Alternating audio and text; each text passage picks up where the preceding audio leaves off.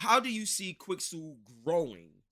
Not just, Unreal Engine and Epic Games, but the whole gaming industry as a whole. Like, how do you see Quixel playing a major role on how the development community grows for Unreal Engine and even others that get inspired by what you have here?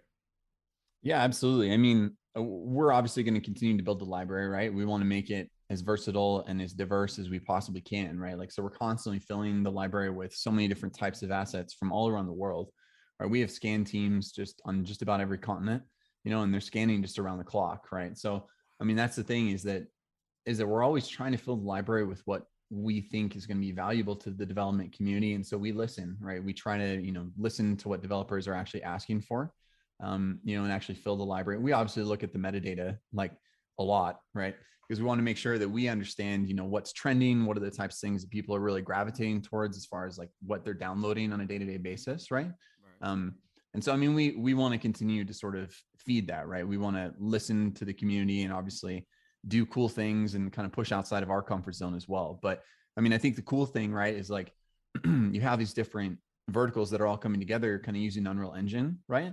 And game development being one of those like major pillars for sure. But it's definitely not the only pillar that we're involved with, right? And so if you look at the automotive industry, or if you look at even like live events, and you look at architectural or visualization, or any of these different kind of fields that we kind of work in, I mean, it's pretty awesome to see, right? And all those streams kind of come together using Unreal Engine. And so it's kind of neat to see these different industries kind of pulling from each other and like learning, from the way that each of them are kind of using the library and everything that we're doing. So, Yo, so this is crazy because um here's what I'm thinking about. Correct me if I'm wrong, but so can you, like, let's say you came to New York and you was capturing Times Square, or you went to Vegas sure. and you was capturing Vegas and stuff like that.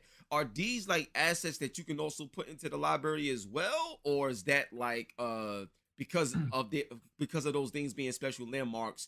You're not allowed to touch those. Like, I'm just trying to see how far this Yeah. goes, because I'm thinking about some of my favorite games. Like, you know what I'm saying? Like, even if you go back in the day when you played True Crime Streets of New York, you really got Streets of New York in there. Like you could go to where I used to work at. You know what I'm saying? I used to work in the mailroom. I could see that in the game. Like, Yeah. so in Right. my mind, Yeah. even when you look at Grand Theft Auto 4, that took place in, New York and stuff like that. So I'm just thinking, Mm-hmm. from the way Quixel is, can those landmarks, like, can y'all capture those things and make those things as usable assets as well?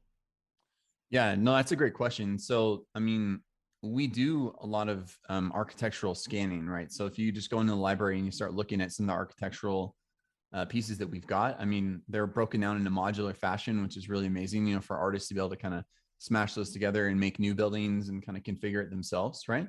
So, we do have a lot of that that's already in the library. We're looking to do a lot more of it for sure.